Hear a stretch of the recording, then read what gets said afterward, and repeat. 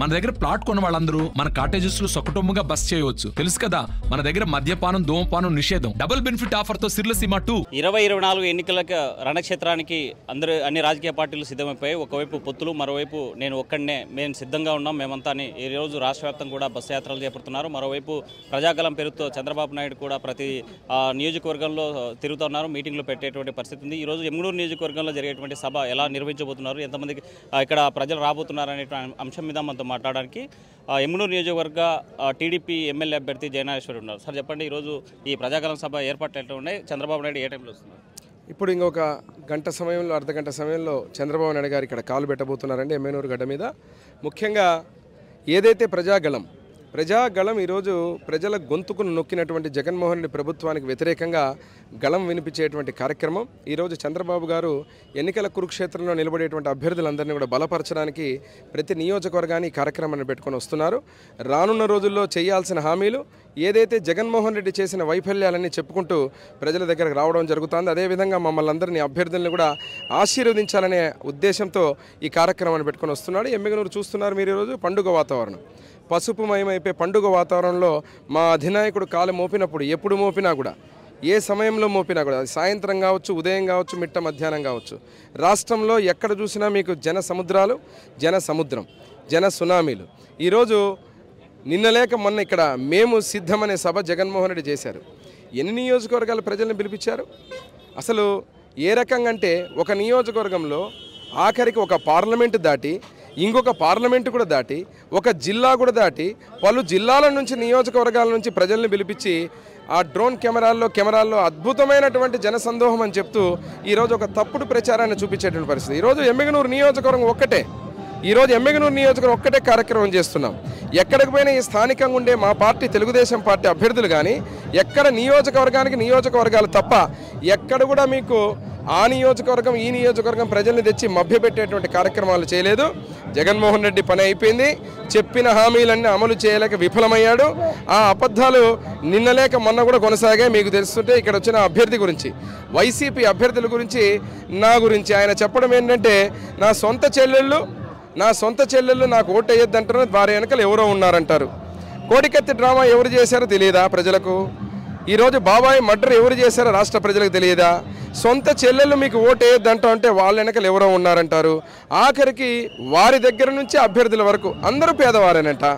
మీ election అఫిడవిట్లో చూస్తే ఎన్ని వందల కోట్లు, వేల కోట్లు ఉన్నాయో రాష్ట్ర ప్రజలందరికీ తెలుసు. మీరు ఈరోజు పేదలు అని చెప్పి మీరు మాట్లాడుతూ ఉంటే దయ్యాలు వేదాలు వల్లించినట్టుందని తెలియజేస్తున్నారు. ఒక లారీ డ్రైవర్ ఎన్నికల్లో పోటీ చేయకూడదా, లేకపోతే మర్కశిరకు సంబంధించి ఒక ఉపాధి కూలికి ఎమ్మెల్యే సీట్ ఇవ్వడం తప్పంటారా? అసలు ఆయన చెప్పిన కాంటెక్స్ట్ ఏంటి? అసలు చంద్రబాబు గారు చెప్తున్నది మీ దురహంకారం. అంటే మీరు ఎటువంటి వ్యక్తుల్ని ఎలా ప్రవర్తిస్తున్నారు? మీరు ఒక వ్యక్తిని అవమానపరిచే విధంగా వారు చెప్పింది ఏంటంటే, ఈ రకంగా మీరు మీ యొక్క వారి పెత్తనం కోసం మీరు ఈరోజు వ్యక్తుల్ని పెట్టుకుంటున్నారని తప్ప ఎవరిని కించపరిచం లేదు. కించపరిచే మనస్తత్వం చంద్రబాబు నాయుడు గారికి లేదు. మీ దుష్ప్రచారాలు ఎట్లా ఉన్నాయంటే అవి నమ్మే రోజులు పోయినాయి.